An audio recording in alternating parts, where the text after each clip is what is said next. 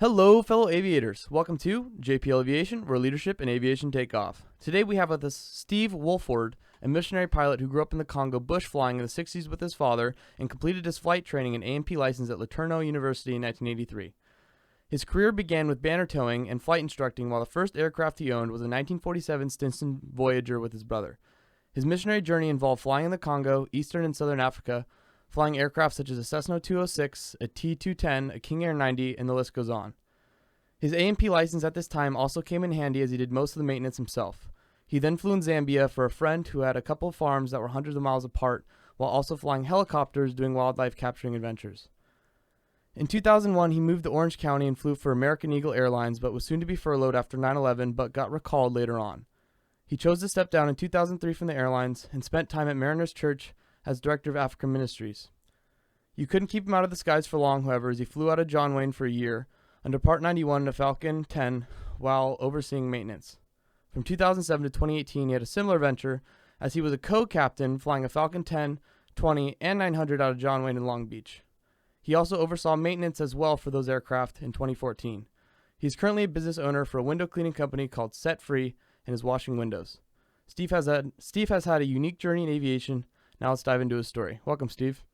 Thank you, Justin. Of course. So, let's start off with growing up in the Congo. How was that? What was that like? Man, I wouldn't trade it for anything. It was wild and crazy, and we lived in the bush in the southwest part of the country near the Angola border. We went to town once a year. It took us three days of driving in an old Land Rover to get to town, 600 miles.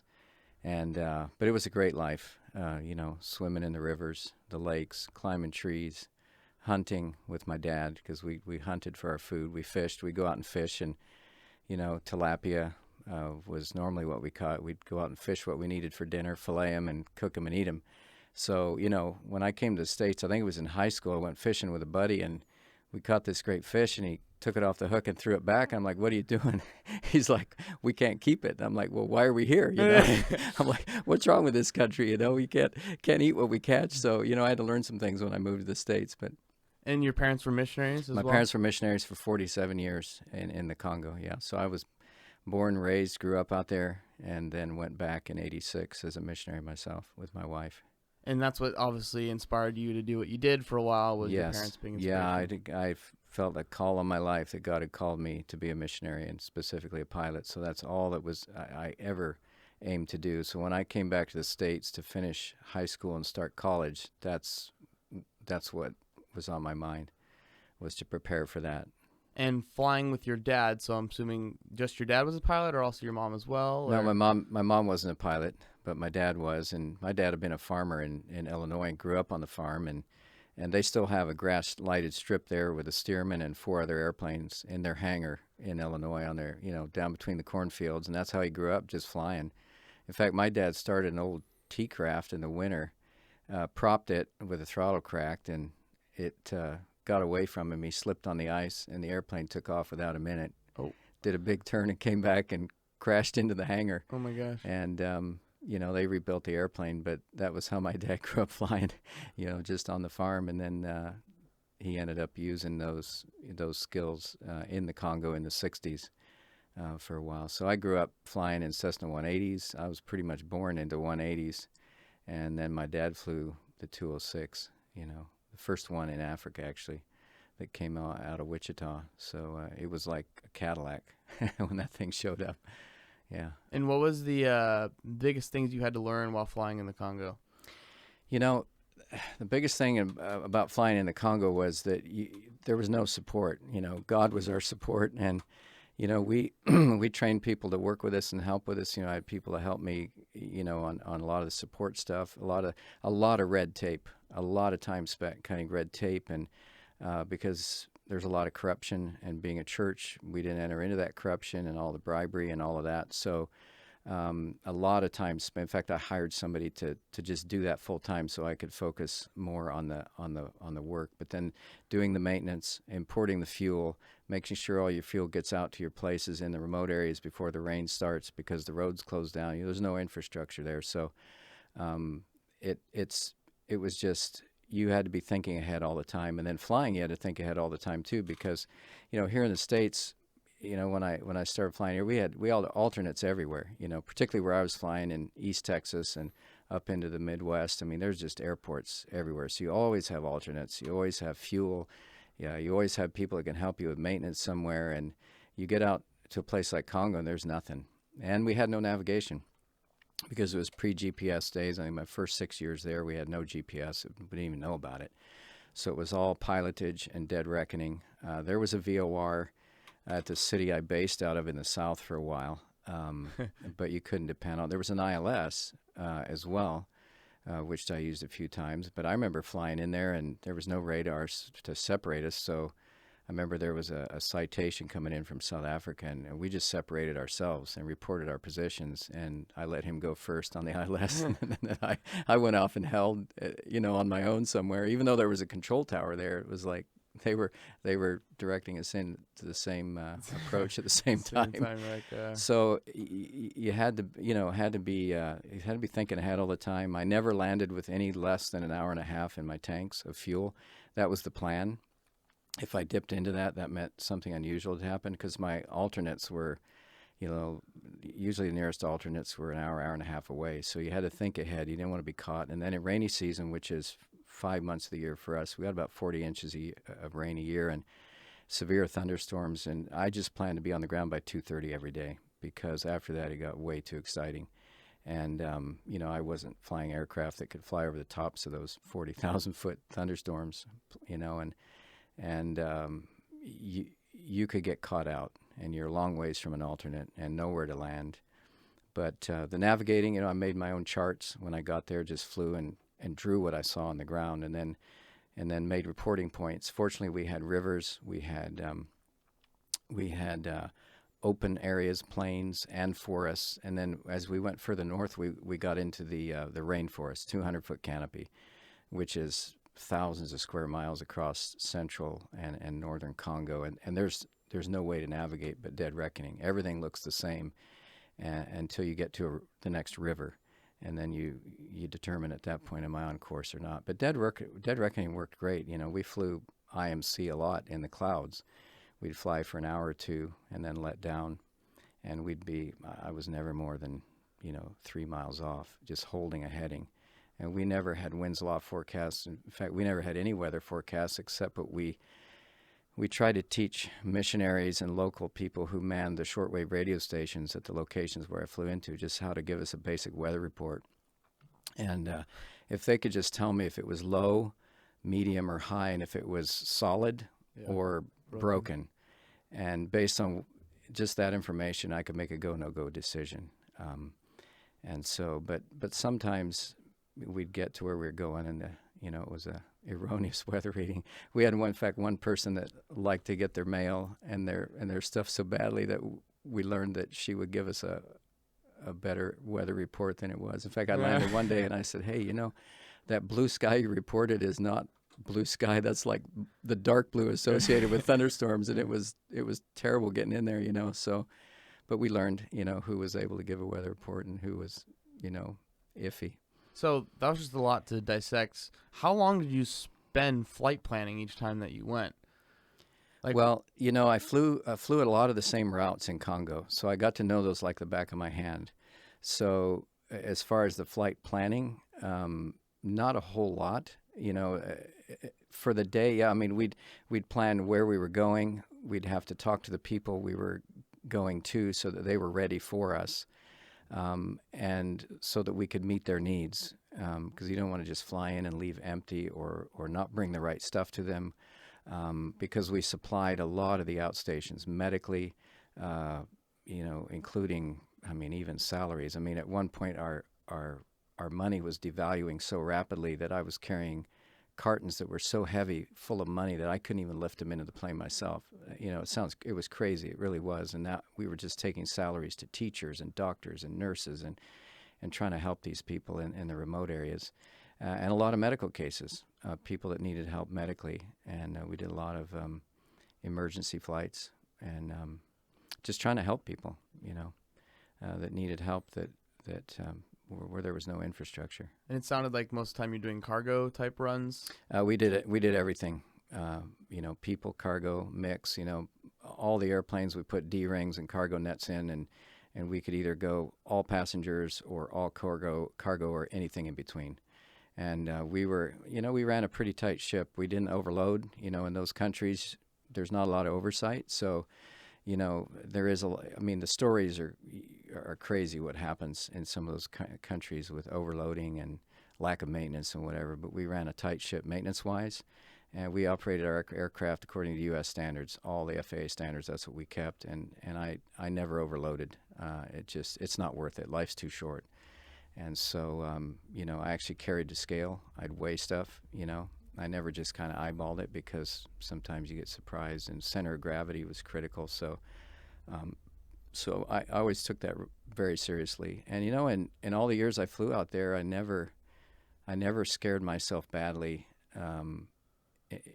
in overloading and aft CGs and stuff like that, and running out of fuel. And if you just, but you got to think ahead. You got to plan ahead and consider the scenarios. Well, what if I'm here and the weather goes down there, or it goes down at my destination? One destination was 400 miles, and I took off, and halfway there it became solid ground fog. And I got close to the destination. It was a Danish nurse on the shortwave radio, and there was just fog as far as you could see, and it was already the time of the morning when the fog should have been starting to lift already. So I called her, and this is pre-GPS days, and I said, Brigitte, I'm like, in 5 minutes I should fly over your house. Now, I didn't know. I'd been flying for over an hour and couldn't see anything. Yeah. So it's just a thumb suck, whether I was north, south, or whatever. And so in 5 minutes she called me back. She said, you're right over my house. And I'm like, wow, dead reckoning works pretty well. I had no wind reports or anything, so there was a little bit of luck there. So I established a holding pattern over our house. I went out over the valley, and based on what she told me when I came back on the inbound leg, I said, hey, Brigitte, tell me where I'm at when I come back in. And she said, she told me what village you sound like you're up over this village. I said, okay, so there's a little bit of southerly wind, so I took a crab angle. And so I held over her house for 30 minutes based on that first report of where she heard me, and I stayed over her house for 30 minutes. The fog never lifted, and then I had to get to my alternate, which was over an hour away. But that was rare, because the fog usually lifted there. But dead reckoning works. It works. And at these alternates that you distinguished for yourself, you mentioned earlier that you had to send fuel to them pre-hand? Yes, we'd truck it up in trucks, whether it was mission trucks, church trucks, because we served different. We didn't just serve one agency or one church. We served anybody who was trying to help people in those areas, anybody doing the Lord's work. And so I would find any truck I could get, barrels of fuel, 200-liter barrels of fuel. I'd import them from South Africa. They were duty-free because we were a nonprofit, church organization, so the government, allowed us to bring them in duty-free. But you had to do a lot of work to get that duty-free, even though legally they were. Everybody wanted some money off it. So then you get it, you just try to get them out on trucks to all these remote areas in the dry season while the roads are open, and have enough there to get you through rainy season. And how often were you flying missions at this time? So I did Congo for 12 years. Yeah. And I'm saying Congo. Within that 12-year span, like, how many missions do you think you flew to help people out? Oh. Was it like a couple times a month, or was it? Oh, no, there was a lot of times I was flying. I had to do the maintenance too, and often I was flying. We'd have like a Navajo or an air, so I was doing a single and a twin engine plane. So I was, depending on the, I'd head over to Nairobi, Kenya to get supplies, or Johannesburg, South Africa to the south. And so I'd be operating, and maintaining both the airplanes. So I limited myself to 60 hours a month flying. Now, sometimes I'd be 5 days a week, depending on the length of the flights and the needs, and, if there were any emergencies. But I took the maintenance very seriously. So you learn a balance.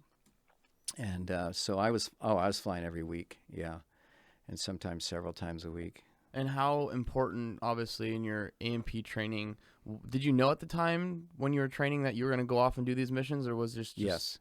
Yes, yeah. In fact, when I was a kid, I'm like, man, I don't want to be a mechanic. I just want to fly airplanes, because the mechanicking to me that was the boring part, But then as I got older, I realized, well, that's really not an option, where I believe God's called me to. And so I need to get the A&P. So I just did the whole degree with all the flight ratings in the A&P, and the bachelor's degree that went with that, so that I could do. And I got good training, and I remember, being out there in the back of Beyond, doing 100-hour inspections and doing maintenance on airplanes, just being very grateful for my training that prepared me well.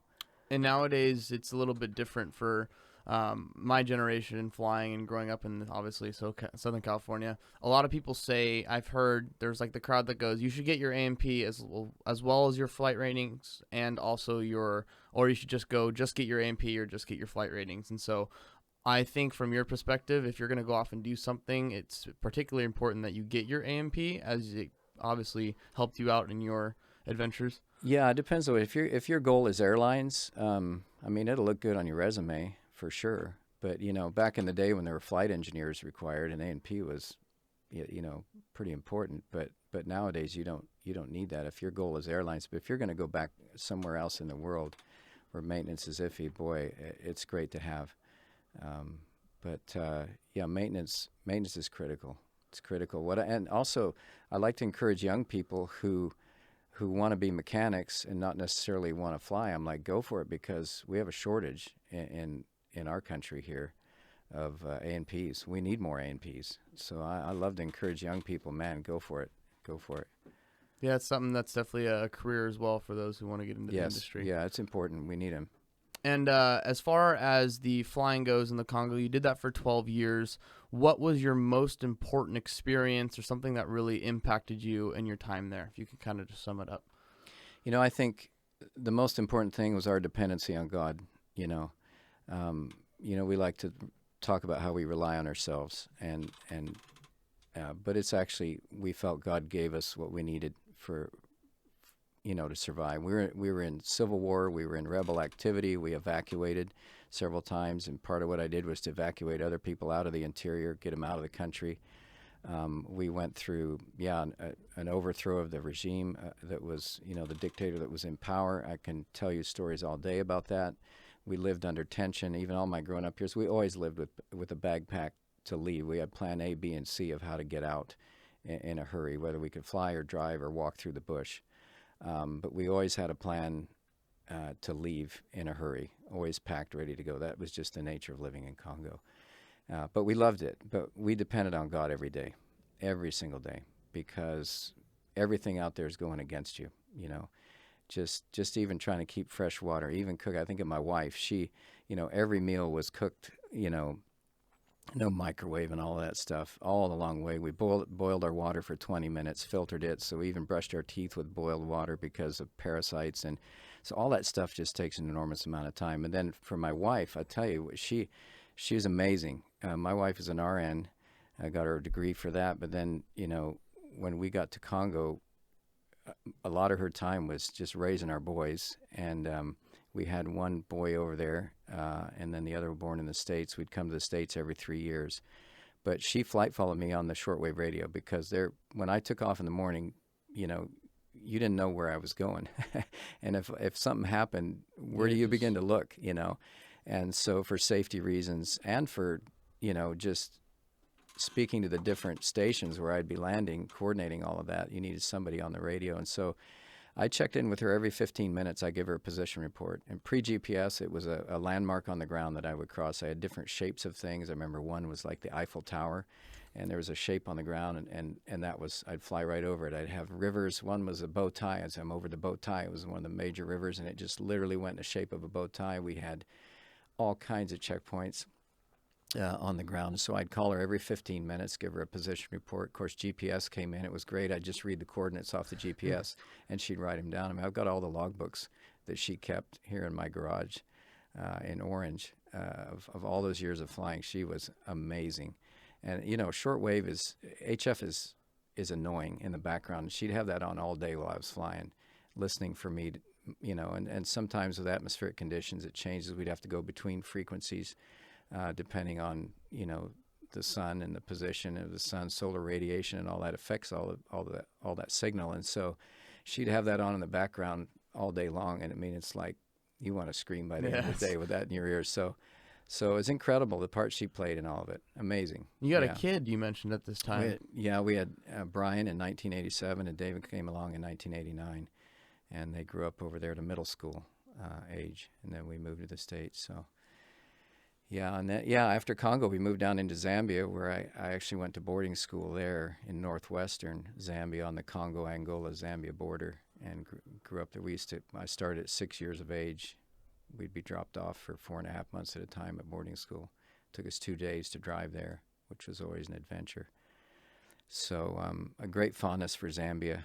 And so I flew there with a buddy of mine, flew his helicopter, and he had a Turbo 210 as well. We flew off a bush strip and captured animals and for conservation purposes. And so what type of animals did you, like, that's very rare and exciting to go into the we didn't do elephant because that was illegal to capture elephant in Zambia at that time. And we had a 50-man capture team. We did a lot of the exotics and a lot of the endangers, a lot of the big antelope, roan, sable, kudu, the big, beautiful antelope, eland, which are, the males get up to a couple thousand pounds.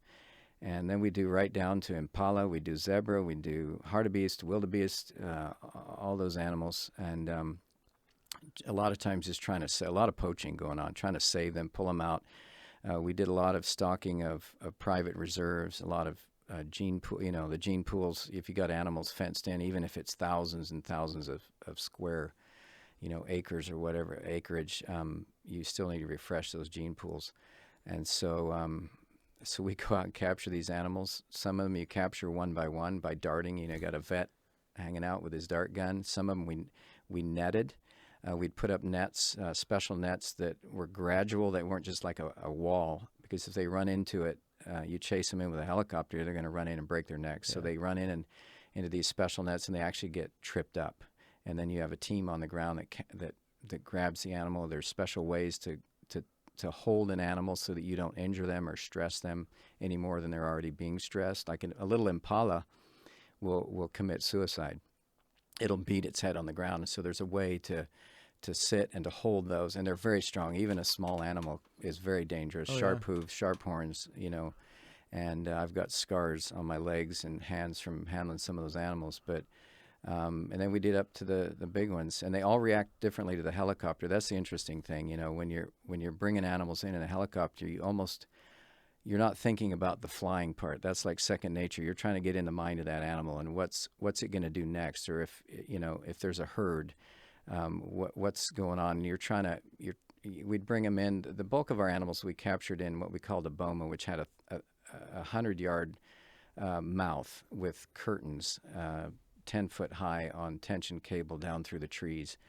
And we'd bring them into a big funnel that was funneled down with that same sheet plastic. It would take a day to set up that whole thing. And we'd funnel them down right into where we'd load them into special containers and transport them. And sometimes we would vaccinate them or treat them if there was an area with sickness, and then re-release them. But every animal reacted differently to the helicopter, and that was the exciting part. Like a wildebeest, if he starts running, he better be running in the direction of the capture funnel of the boma, because he's not going to turn. You're not going to turn him with a helicopter. A kudu, that big, beautiful antelope with the big spiral horns, if you've got to turn him into, like, say you've got to run him east and then turn him south into the boma, and you're doing all this downwind because you don't want them to smell the humans in the boma. 50 guys hiding in there ready to pull curtains and capture them.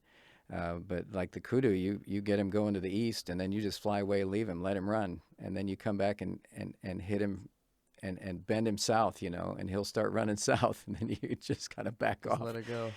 Zebra, we had to capture them in family units, or they kill each other, they die. And so if you got 100 zebra on a plane, you're like, well, how do I cut a family of zebra out of 100 zebra with a helicopter, And so I just come in about 200 feet and just start pushing them, and they'd be mixed with wildebeest or whatever, and you push them towards like a big anthill or a big tree, and they'll just naturally divide around it. And then you come down and take half of that group and funnel them towards another anthill, and they'll go around that. And then you take that group, and so you whittle the size down smaller and smaller. until you get a smaller group, and then you come in and you just bomb blast them, with just come right over their heads with the skids and just wah, and then they'll scatter, and then you just fly away and hover and watch, and they'll calm down, and then they'll regroup in their family units, and then you pick the family unit you want, and then you go and you start herding that in. And zebra have a mind of their own. They're a mean creature. You get them in on the ground, handling them, they'll bite your arm off. They'll kick you to death. If you see dents in an animal steel container, it'll be a zebra that kicked it. They're incredibly powerful creatures and mean, but you want to bring them into that 100-yard mouth of that capture funnel. You want to just start putting more and more and more pressure, because the whole goal is not to overstress the animal, or you can lose them. They can die. They can do crazy things. But that last 200 yards, you want to be on them so hard with a helicopter that's all they're thinking about is, they're running, trying to get away. This thing's going to eat me, kill me, whatever. And they're going to be running back and forth and all around. So you're throwing the chopper, back and forth and trying to keep them grouped and getting them into that boma. And for zebra and impala, they were the only two animals that we had to pull the bottom cable up. So we had a top cable and a bottom cable to pull those curtains across the mouth of boma. And the bottom cable, we'd cut a groove in the ground and then put dirt over it. And then before I went and brought animals in, I'd hover over the mouth of that boma to just blow leaves and dust and dirt to look natural, because the animals will pick up anything that man has done. They'll sense it if they can see any little thing. And so, if that cable's covered up with dirt and leaves, they just run over it. Most of the animals, they don't even see it. But a zebra and an impala will know that cable's there. How they sense it, how they see it, I don't know. But if you leave that cable there and you're bringing them in with a chopper and they're running in full tilt, they will get to that cable, that imaginary line there, and they will stop. It's like on a dime, and you can't get them to cross it. So we'd pull that bottom cable up, which meant that for the guys on the ground, when I hit a siren for them to pull the curtains, there's now 60-mile-an-hour wind coming out of the rotors, out of the the main rotor, and they're trying to pull those curtains, and the curtain's trying to clothesline in the wind, and they're trying to pull that and keep the animals in, and so that was always a challenge. But zebra, I never liked zebra. I never liked zebra. They're beautiful. Tourists love to see them. They're a beautiful animal. They're incredible, but they're mean. Yeah. That's crazy. You would never think that, growing up, zebras they're the nice striped animals you never hear about. Yeah. How they actually are. They are a beautiful animal. And those animals are amazing. They're hard to find, even with a helicopter, We captured in the south of Zambia, there was a lot of low thorn tree, and so, open areas, so we could see the animals pretty well. But you get up into the northern part of Zambia, we'd have 80-90% canopy of trees. And so you got to go in there and find some of those animals and bring them out and divide them if you need males, females, and then bring them back around. We did giraffe. We didn't do anything bigger than a year and a half old, because a giraffe becomes a very large animal. They can, one kick from a full-grown giraffe can kill you. There's a lot of leverage in that leg. So we'd capture up to a year and a half old. Even a year and a half, they're large.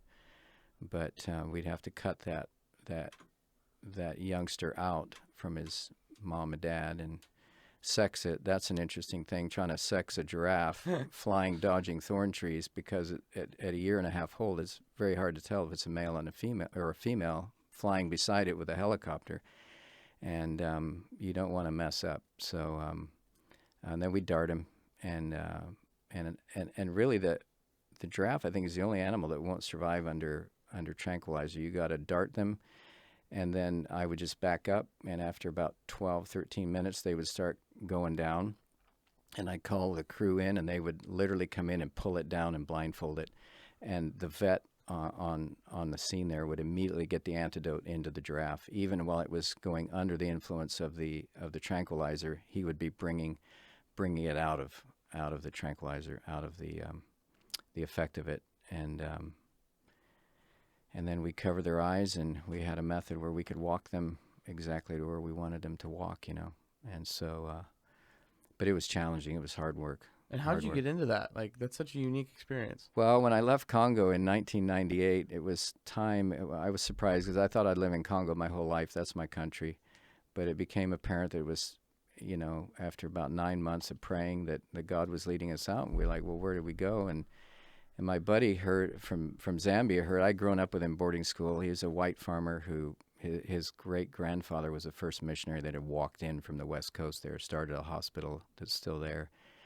And we had grown up in boarding school there. And he called me and said, hey, would you come fly my Cessna 210? And I'm buying a helicopter, and I wasn't even rated in helicopters. I didn't even have a license. It's a whole new thing. And I just told him no. I said, we're going to be going somewhere else doing ministry. I didn't think that God would ever want me capturing animals. And so, but we always pray about everything. And after about 9 months of praying, that's exactly where God wanted us to be. And that's another whole story of why and all the things we learned from that. But I talked to, and this is important in aviation, never be afraid to ask questions. I try to teach my boys that, especially when I went to fly for the airlines. Man, I tell you what, I didn't know squat, and I was just always asking everybody, where do I go? I was JFK based, and I'm like, I didn't even know how to get to the crew lounge when I got there. Where's the crew lounge? What about this? What about just ask questions, ask. So when it became, obvious that we needed to go down there to Zambia, I'm like, well, man,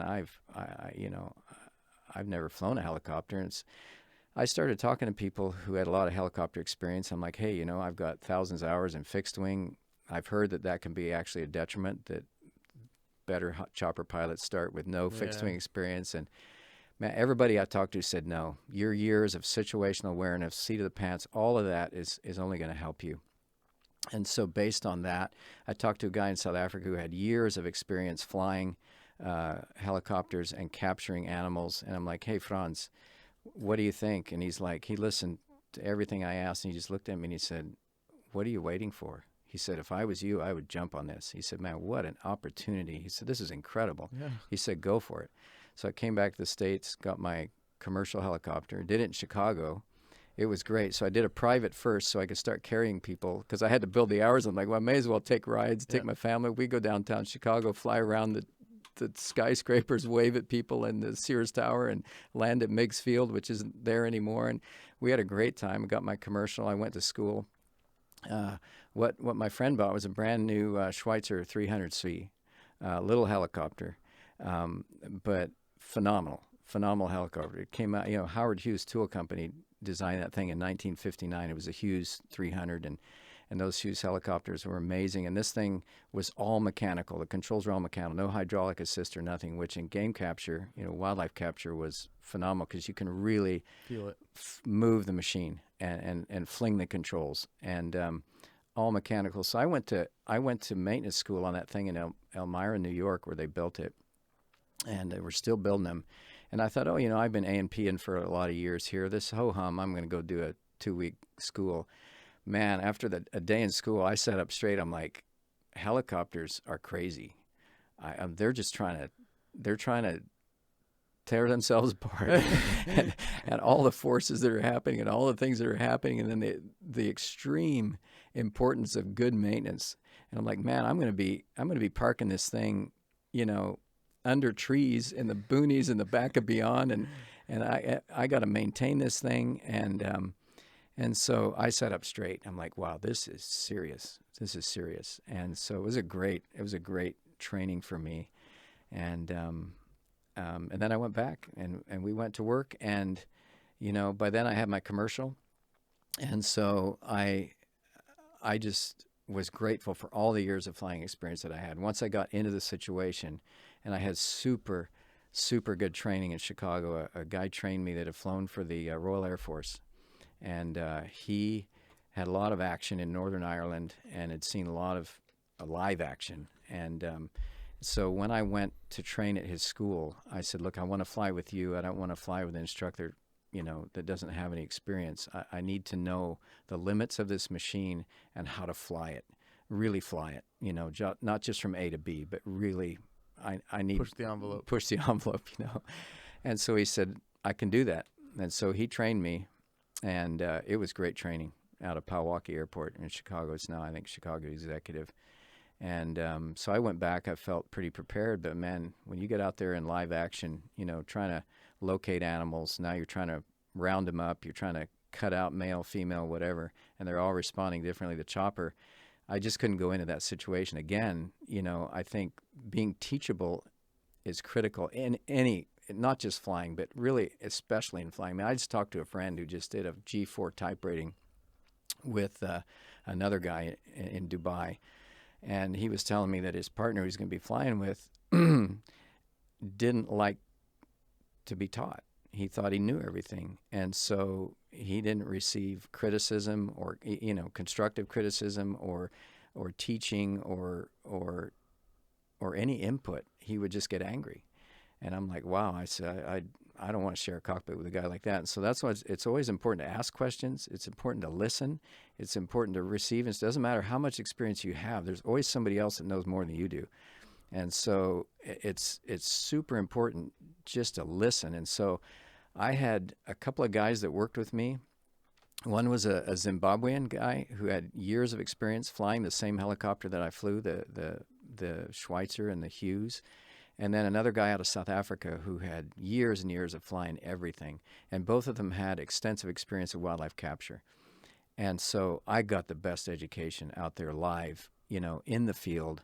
And then they turned me loose, and I felt prepared. And it was radical flying. It was probably the most fun flying I will ever have the opportunity to do, because you're unfettered. You're under the trees, you're around trees, you're over trees, behind trees. You got to think 3D all the time because you got that tail rotor out there. And so, we weren't careless, but you had to fly pretty radically. And so, I mean, if you had an engine failure, it was you're pretty hard pressed to pull it out. But that's what it took to bring in animals. So, yeah, it was fun. Back to the maintenance, I can imagine how, and you mentioned the engine failure coming out and how important the maintenance is, especially for helicopters after your experience in the school. It's like, what made the helicopter in your experience through your A&P training? I'm assuming you got the A&P for helicopter? Yeah, I did that. Yes, I went to specific training on that helicopter. So that I can maintain it. 100%. Yeah. And what did you find was the biggest difference in regards to kind of safety, structural, that kind of just amazed you when it came to helicopters versus all the moving parts, all the moving parts, and how everything has to work well. And then just I began to appreciate the guys who maintain them and balancing rotors, so that when that thing spins, there's no vibration. Man, my machine was smooth as could be, and it just took fingertips to fly it. And that's how it should be. And so, they taught us that in school. And I just began to appreciate what it takes to maintain one of those things. There's a lot of forces happening on a helicopter that I didn't even think about. With an airplane, it's kind of like aim and shoot. You got some tail feathers, and away you go, and it tends to go in that direction. Yep. Until something, like the engine fails or some catastrophic happens. But a helicopter, it'll eat your lunch if you're not careful. And so maintenance was just critical. There's just a lot of moving parts on it, and a lot of forces happening on those moving parts. So yeah, I wanted everything, I wanted that engine to be A1, and yeah, we did the maintenance. I think I had probably the cleanest, best maintained capture helicopter in Africa. I'd wipe it down, I'd grease it, I just kept everything super clean and lubricated and maintained, How was the aviation infrastructure in regards to African aviation? Was it something that was kind of, because like here in the U.S., aviation is huge, but back then I'm sure it was probably a super rare thing to be a pilot in general in that area? Or? In Congo, yes. I mean, you had, there was a lot of, there were airlines. There was like the local airline, and then some airlines would fly into, 2 or 3 of the major cities. And then there were smaller operators that would sometimes go out. The places I normally flew, nobody else flew into our remote strips. So yeah, there's aviation is critical in those countries, but it's not huge like it is here. Zambia had more aviation. It was easier to operate in Zambia just because of their their government and the way they were set up. They were, but we still had red tape. We still had to get permits. We still had to, flying in certain areas, we had to get permits, and so that was, we were a lot of times flying. That's where the 210 came in, and we'd be flying into the capital city, a couple hours away from wherever we were. Go in. I mean, I remember going in and straight into Parliament one day and talking to the minister of whatever to deal with one of the issues we had. And he was very helpful. I mean, they really facilitated our work. It was unbelievable. Sounds like they definitely saw the good work you guys were doing. And so yeah, it along. But it still took time and effort, and it was.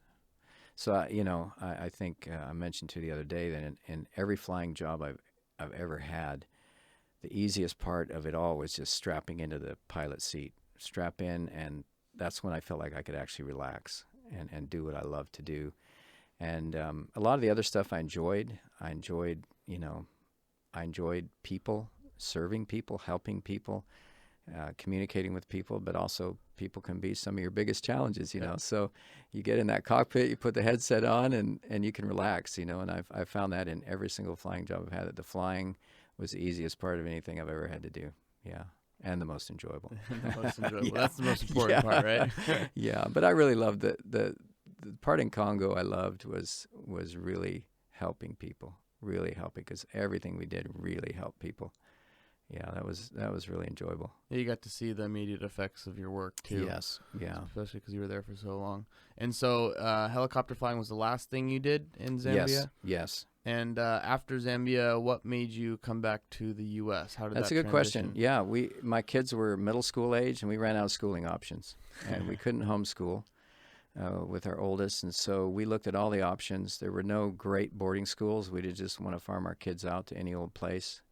I grew up in boarding school. I got a lot of friends that are products of boarding school, and a lot of them they've struggled their whole life. And so we felt, no, we needed to be there. We felt that, the spiritual input to our kids was important, that was for us as parents, that was our prime responsibility, was to grow up, for our kids to grow up in the knowledge of Jesus and who he is. And so we felt, we needed to be with them to do that, and that the only option was to move to the States, which none of us wanted to do. It was very hard to leave Africa. I mean, especially for me, because that was my home. That's who I was.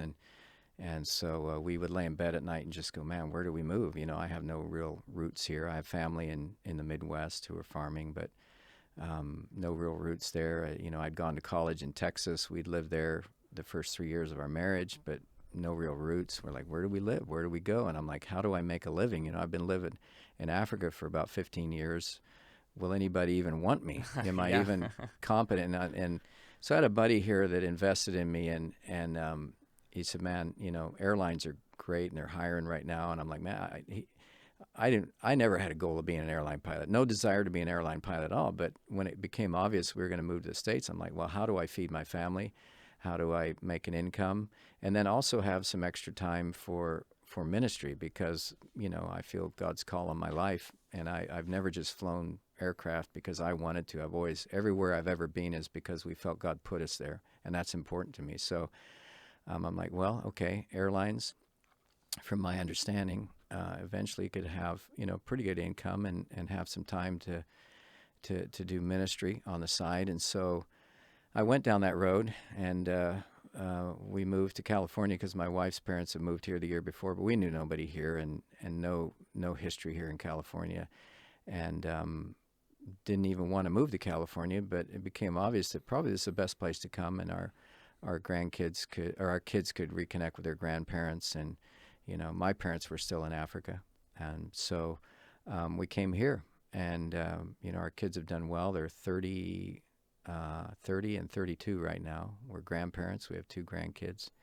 and our kids are doing well. So that decision, God has blessed that decision, as hard as it was. But it was very difficult to leave and to come to think about, how can I make a living in this country? And so airlines was what I chose, and didn't have enough turbine time to get on with a major, so chose a regional airline. I chose American Eagle Airlines because their training at that point was the best, and we recognize as the best. You trained at American Airlines headquarters in Fort Worth, And so I went, I chose them. And what was that experience like, transitioning from obviously like bush flying to the airlines, the corporate type world? And You know, I had been like captain of my own ship for so long, my whole career up to that point. I started flying in 1980, and now it's 2001 now. So I'd always been single pilot pretty much, and calling my own shots. And so I'm like, oh man, am I even capable of sharing a cockpit with somebody? Am I like, I hope I'm not too like, overbearing or think that I know too much. But I went to the airline thing. I soon realized, as I began to study for the interview, I'm like, man, I don't know squat. So I gotta really buckle down and learn this. And I like super prepared for the interview. It went really well. They hired me, and no problem. But that was, they were hiring pretty much, as my friend said, if you could stand up, under your own power, you could get an airline job. I mean, they were really hiring. I had 60 guys a month coming in, guys and gals underneath me. So I was, my seniority number started climbing pretty fast until 9/11 hit. But it was a challenge. I remember sitting at headquarters at American Airlines for my first oral on systems. It was before we went in the sim. They put us in a trainer, a cockpit. It was a full setup with a cockpit. It wasn't a simulator, but it's a procedural trainer. And we'd learned all the systems, and so now an inspector or an examiner was going to come in and sit down with us and for 2 hours, and just you sit in the cockpit and go, what's that light mean? And if you turn that on, what happens? And what about this for 2 hours? So, I'm always nervous. I think most people are. And I'm like, man, this is important. I got to feed my family. So this is super important. I got to pass this stuff and know it. And so I felt like I knew it pretty well, but I was still nervous. And I remember I was feeling like, I was now like 5 months previous, I'd been flying under trees and around trees. And now I'm at the largest airlines in the world at that point, at their headquarters. Okay, I'm flying a Saab 340. That was the aircraft they put me in, which I was glad for, because LAX was that's the quickest way I could get to home base, to LAX. I'm sitting there going, man, I felt like a first grader. And I knew that I was capable of learning the material, but I felt like, man, I don't know anybody. I feel like a foreigner here in this country. I felt, I was missing my homeland and all of that stuff. And so I just prayed to God. I'm like, God, help me, And so this examiner came in, and he sat down, and he looked at my licenses and everything, and he looked at me right away, and he goes, I know you. And I said, how do you know me? And he goes, you preached in my church in 1989. I'm like, really? What church? He goes, Texas A&M, University United Methodist Church. I said, I remember that morning very well. And I preached both services in that church, and he remembered me. And he said, man, you impacted my life. And you got me excited about missions. And now every single vacation me and my wife have, we take missions trips around the world. And you started that. And I'm like, wow. Pass. That's pretty cool. And so he said, where are you going to be based? And I'm like, well, I'm probably going to be, junior base, JFK, and then DFW, and then whatever. And he goes, this was in Dallas. So he goes, well, when you get to DFW, you have a house to live in and a car to drive. And I'm like, are you serious? He goes, yeah. Well, for a commuting airline pilot, when I was based out of JFK, I got a crash pad in Queens with 11 other pilots and rode the Q10 bus every day to get back and forth. And it was hard. But man, when you have a house and a car to drive when you're away from home, that was like a gift from God. And I felt God just in that moment. He just said, I've got you. I've got you.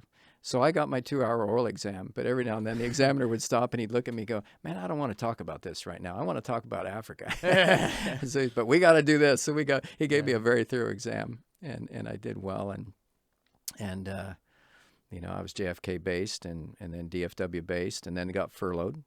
And then got recalled to DFW. So twice I lived in his home and drove his car and got to know him very well. And then when I went on to Falcon 20 school later on, he had retired from the airlines and was teaching Falcon 20s at flight safety. So I got him as an instructor. Dang. And so he became a good, he's in heaven now. He died of cancer a few years ago. Very sad. But anyway, so I just saw all through my career how God, I could sit here all day and bore you with stories, which I don't think are boring, but of how God You saw move, provided, yeah. how I saw him move, how I'm come into situations.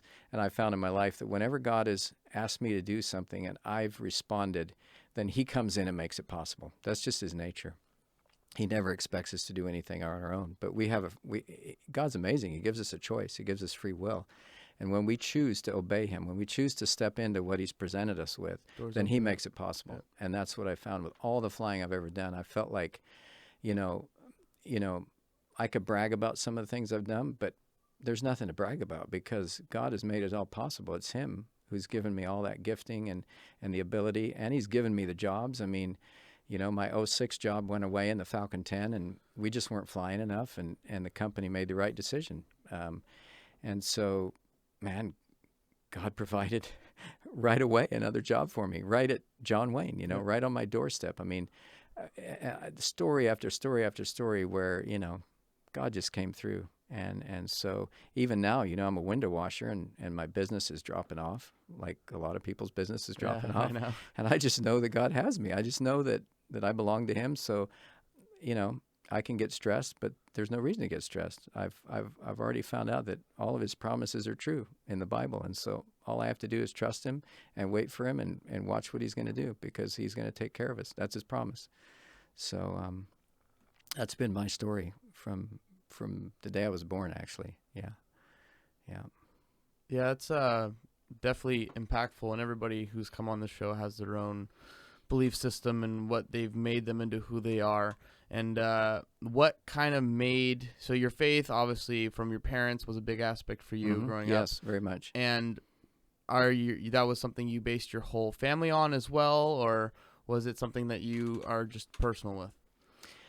Both. I think every person chooses whether you're born into a Christian family. In my case, where I was raised, in the knowledge of the Bible and of who Jesus is. But I still had to make a choice for myself. My parents couldn't make that for me, so I made that choice in junior high and to follow Christ with my whole life. And then, as a father and as a husband, that's my responsibility according to Scripture to I'm the spiritual covering of my family, but also to raise my children and, to make sure that my home, is a Christian home. And then my boys now, they have to make a choice. Yep. I can't force that on them, but they make that choice, and that's how it goes from generation to generation. So, but that's been the key For you.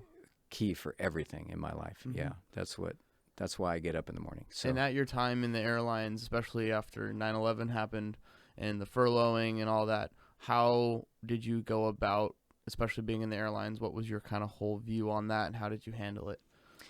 I love your questions. You ask really good questions that most people don't ask. So I love your questions. Being furloughed, I kid you not, was not easy. I had never lost a job in my life. And so my first reaction was to be embarrassed. Wow, I lost my job. That's just my pride Dad got kicking canned. in. Dad got canned. Like have you seen that movie, Night of the Museum, the Smithsonian? And then the beginning, he walks in, he's like, dude, your dad got canned.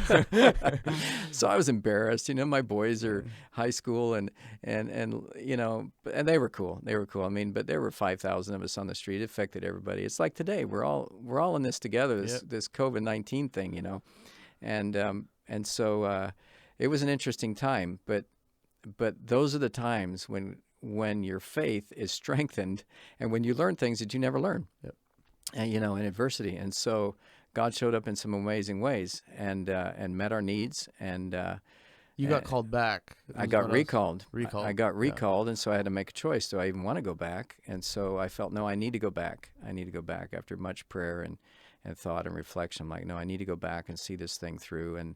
And then after I went back, after a number of months,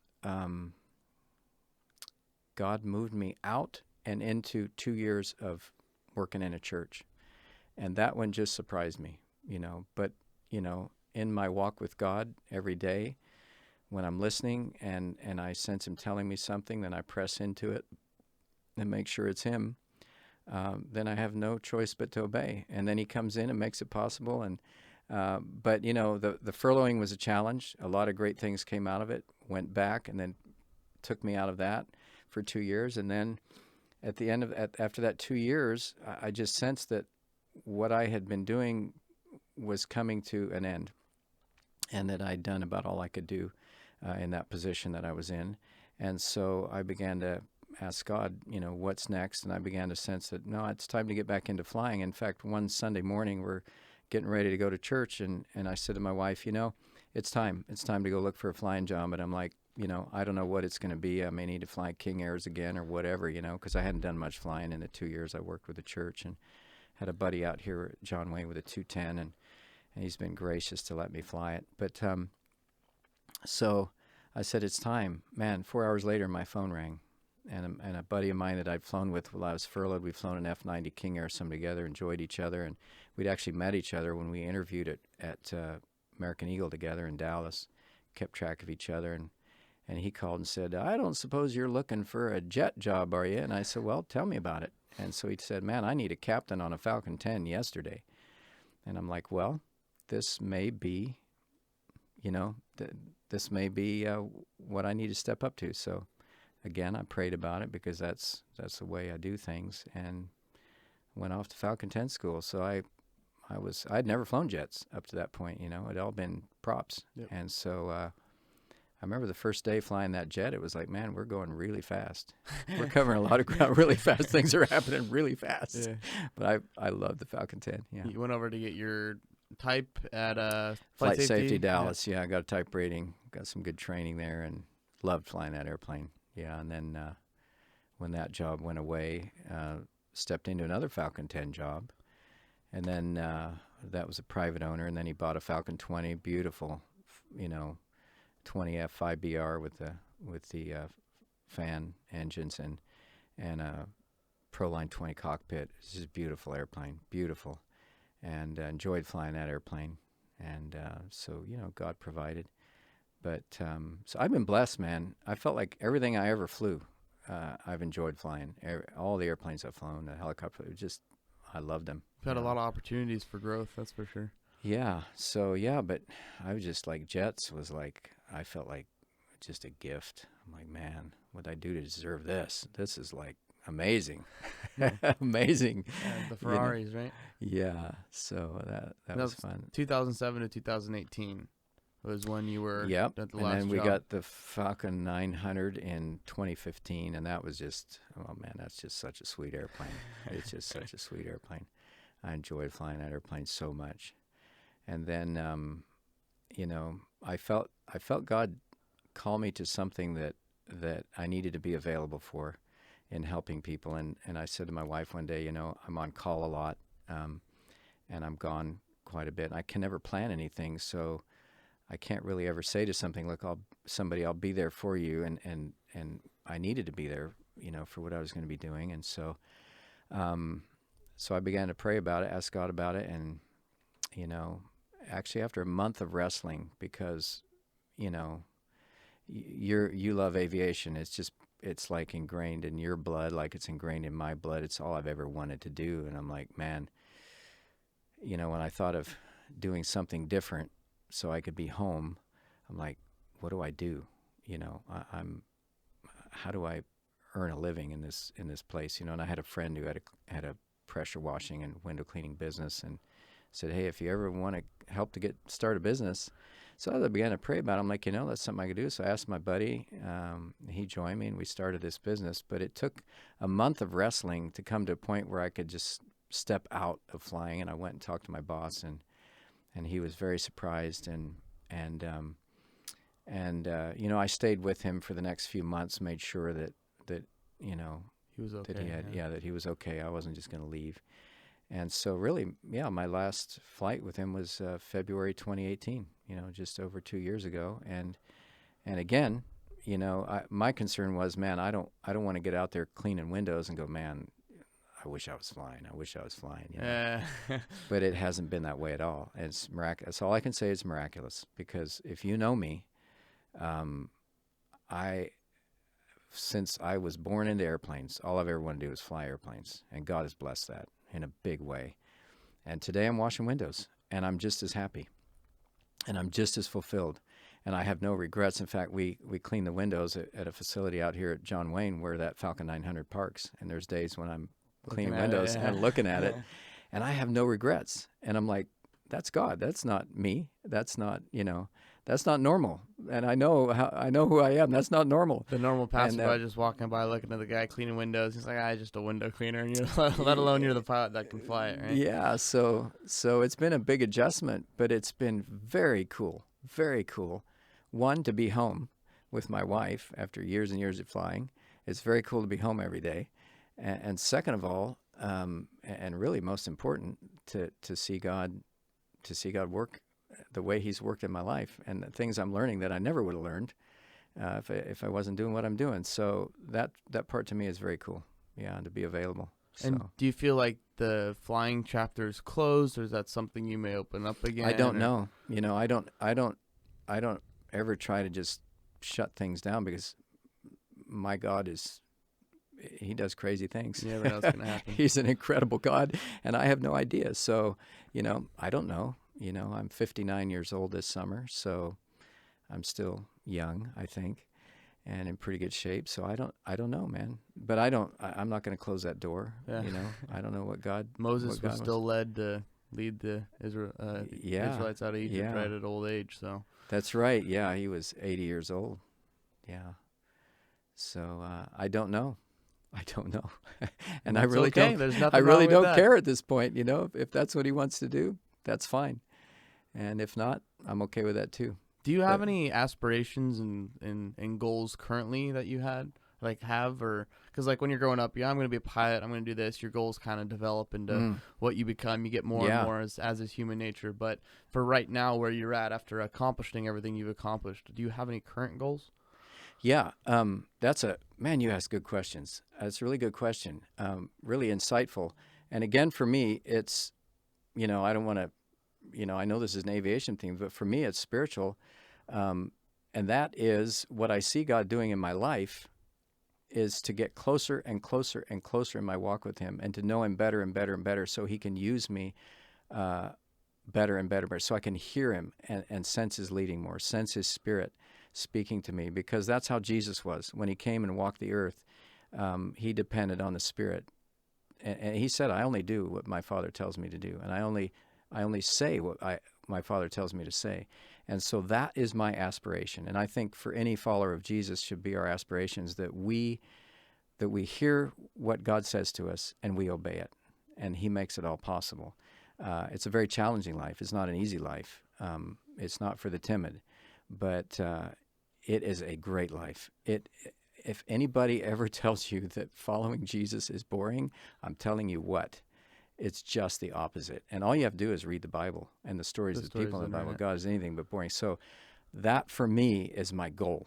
It may sound crazy to people listening, but that's the narrative for your life that leads you to do more things. So I appreciate the question, 100%. And don't feel ashamed in asking. This is an aviation podcast for sure, but I tell people stories that come on the show as well. So whatever drives you and got you to where you are, that is something that other people need to hear. What else is crazy? Like learning to wash windows. I'm like, window washing to me was like, paper towel and some Windex. But learning how to use a mop and squeegee, and then we do up to 5-story with 5 stories high with water-fed deionized water poles with brushes on the end. And there is a lot to learn. It sounds just like, you just go out and wash a window. But I've learned just on technique and time saving and getting into a business owner mindset and how to deal with clients and respect clients and serve them and do good. And it's been challenging learning another whole skill. Yep. So, but I've enjoyed it. And my partner had experience in it too. So he. Again, ask questions. Don't be afraid to ask questions. Hey, Greg, tell me. Do you have a better way to do this? Because this is just taking me way too long to clean this window or whatever. He's like, oh yeah. And then you go online, YouTube University, all that. There's so much you can learn nowadays. Yeah. And so towards wrapping up kind of the overall narrative conversation, here at JPL Aviation, we talk about leadership and what makes people great and the things that define them along their journey. And we found out what drove you along yours. So the main question is, in your mind, what makes someone a good leader? Obviously, for me, a good leader is tapped into God. Okay, but a good leader is a good listener and a good learner. Because if you can't learn and you're not willing to listen, you're going to make it hard for your followers. So for me, that's super important in leadership. And then that you love and respect the people that follow you, and you serve them, and that the old servant leadership, the old adage, servant leadership. What's it look like? You can be a leader and you can still serve the ones that follow. In fact, Jesus was our first example of that, the greatest leader of all time, and yet the servant of all. And so that to me is a great leader. Humility. Yeah.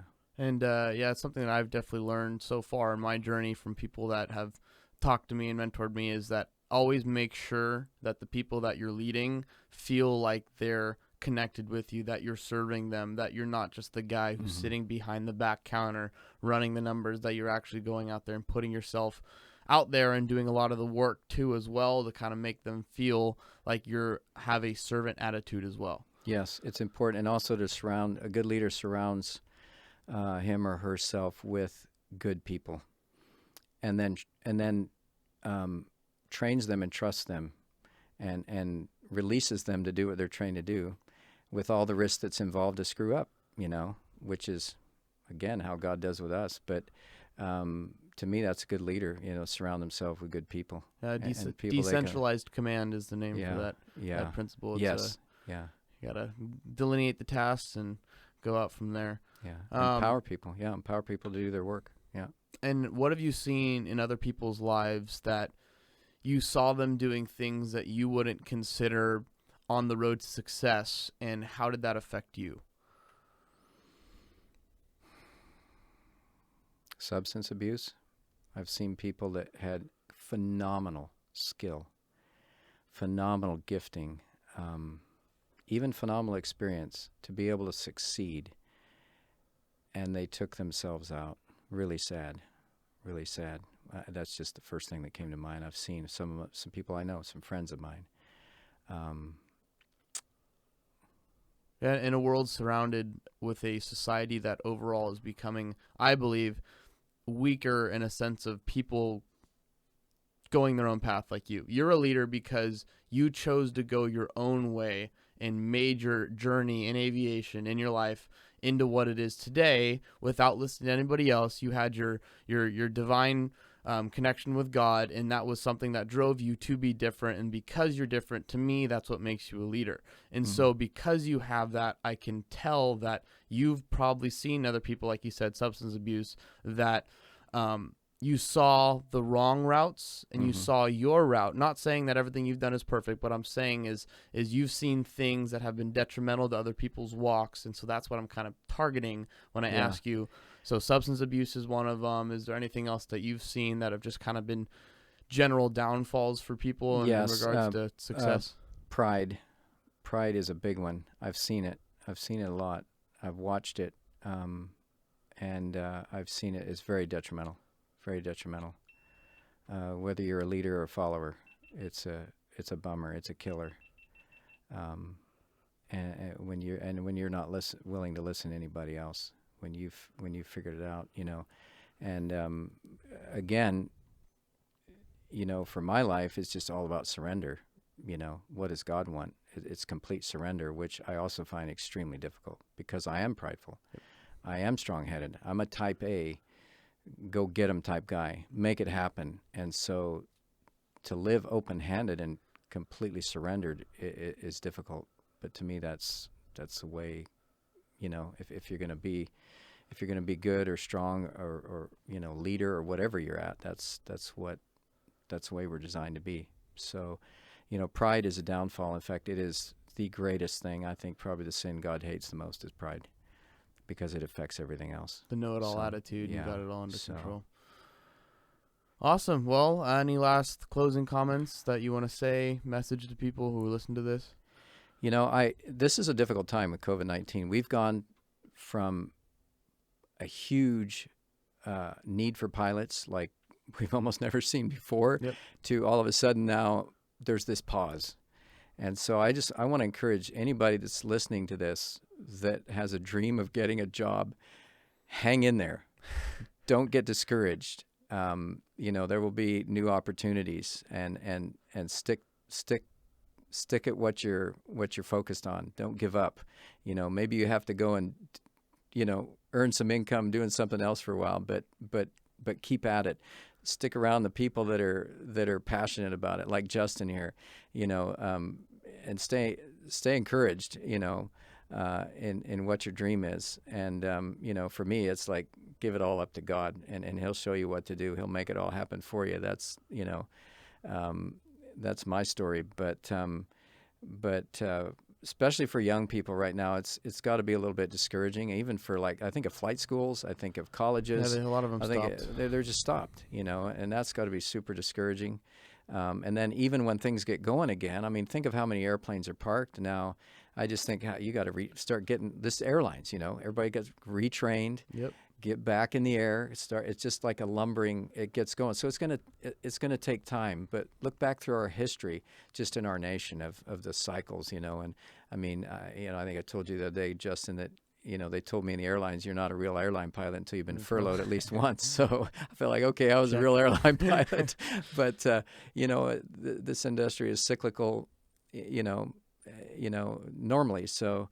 We're in a really hard time now. It'll be interesting to see how it all comes back. But, just keep at it, and get to the airport and find the people that are still flying and hang out with them, and keep at it and don't get discouraged. So, yeah. Well, thanks for your time, Steve, and all the wise words that you gave for us today. And make sure you guys go check out the blog, jplaviation.com. JPL Aviation is where leadership and aviation take off. Thank you. Cool. That's it.